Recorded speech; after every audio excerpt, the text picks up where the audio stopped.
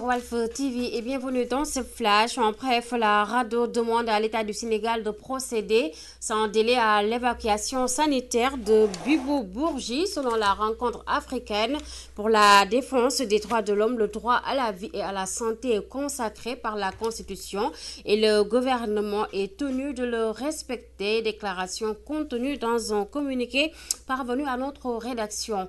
Abdoulaye Baldé, sous contrôle judiciaire, le maire de Ziguinchor sommet de justifier son patrimoine estimé à des milliards par la CREI. C'est à nouveau présenté devant la juridiction d'exception ce mardi avec sa femme et son cousin Ganangom. Amadou Limbaye compte rendu.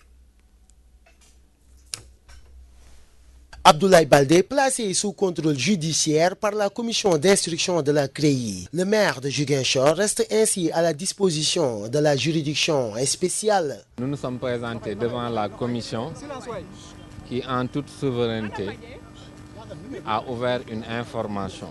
C'est-à-dire l'enquête va continuer. Et dans le cadre de cette enquête, la commission a décidé de nous placer sous contrôle judiciaire et nous espérons que l'enquête permettra d'établir la vérité. C'est toute la déclaration qu'on peut faire. Abdoulaye Baldé sommet de justifier l'origine licite de son patrimoine estimé à 5 milliards par la CREI s'est présenté ce mardi matin devant la juridiction d'exception avec son cousin Ganangom de Delgas Assainissement.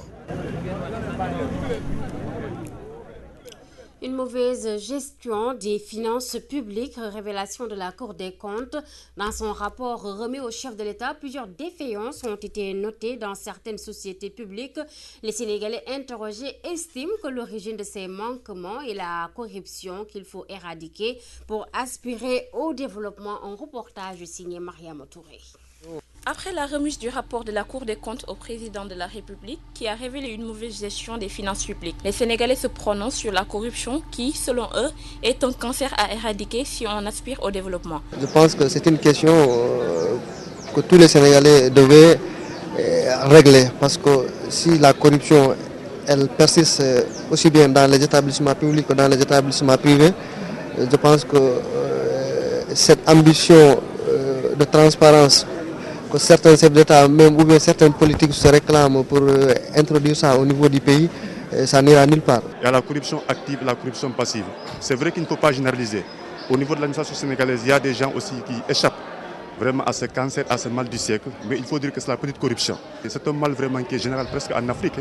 À chaque fois, on voit des rapports par-ci, par-là, mais des rapports qui n'ont pas de suivi. Une introspection et un retour aux valeurs, mais aussi une nette séparation des pouvoirs entre l'exécutif et le législatif. Voilà ce que propose Papisba pour éradiquer ce fléau. Quelle que soit la pertinence des textes, quels que soient les garde-fous qui sont prévus par les textes, et vraiment, si une autorité veut être indépendante, elle peut être indépendante. Il va falloir respecter les valeurs républicaines, car quand on est corrompu, et là, cela peut se répercuter au niveau de la famille et pour les générations à venir.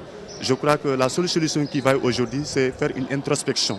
Et il faudra éviter aussi que le temps de la politique coïncide avec le temps de la justice. Quant à son impact sur l'économie, les avis sont les mêmes. Il ne peut y avoir de développement dans un pays où les dirigeants sont les premiers corrompus. Si aujourd'hui la corruption, elle est dans la police, je pense que voilà.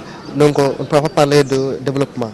Ça ne fait que retarder le développement du pays. On a constaté, on a vu aujourd'hui au niveau de la presse un rapport d'audit sur la corruption. Mais c'est évident, si on donne à une autorité ou à une administration de l'argent destiné à une chose bien précise et que cet argent est utilisé à d'autres fins, c'est évident que le service ne fonctionnera pas comme il se doit. Parmi les propositions, la diminution des pouvoirs dévolus au président de la République et un éventuel gouvernement de juges sont formulés par les Sénégalais. Le rapport de la Cour des comptes s'est également prononcé sur la loi des finances 2009-2010, la dette publique, les missions à l'étranger, entre autres.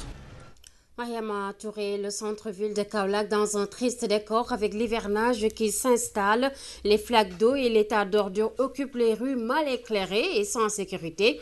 Les habitants sont montés au créneau pour crier leur ras-le-bol dans cette correspondance de Mamoudou Matarsar.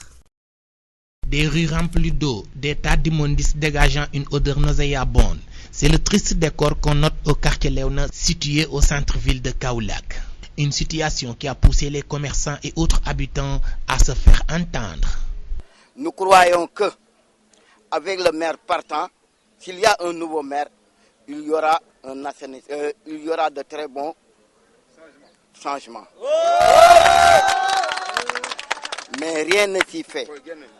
On croyait aussi que avec le nouveau maire, il passera dans toutes les rues de la ville, surtout au centre-ville. Là, nous habitons au centre-ville.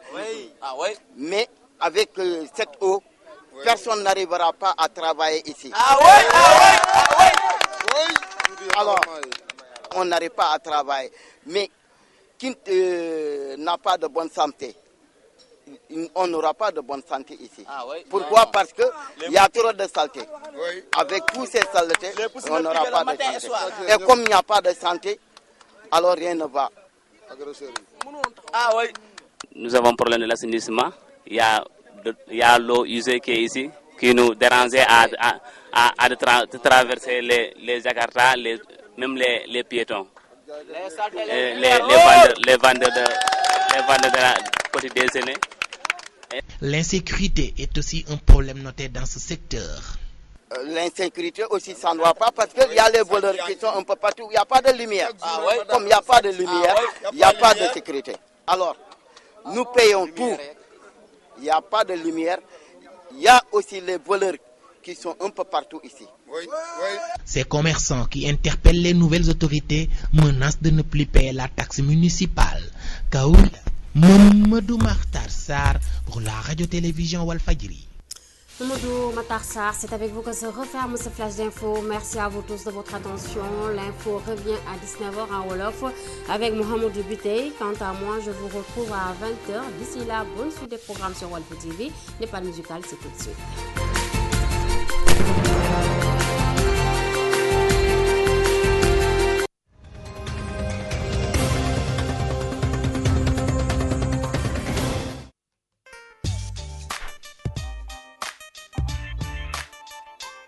dañu leen